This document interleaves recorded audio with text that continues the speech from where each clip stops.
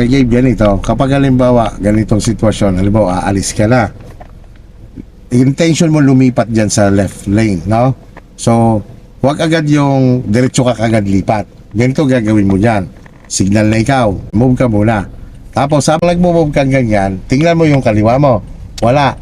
O, saka ka gradual papasok unti-unti. Tapos, kapag, halimbawa, clear na, pagpapasok ka na, dagdag ka ng konting speed para makalipat ka kagad. Ganun pa rin, Gabe, no? Gradual lang ang paglilipat, no? Move ka lang muna dyan sa lane mo na yan. Tuwid mo muna kotse mo dyan. Yan. Sige. Wala, clear? Speed up ka na konti. Yan. Diyan ka lang muna ulit. Huwag ka muna pumunta ron.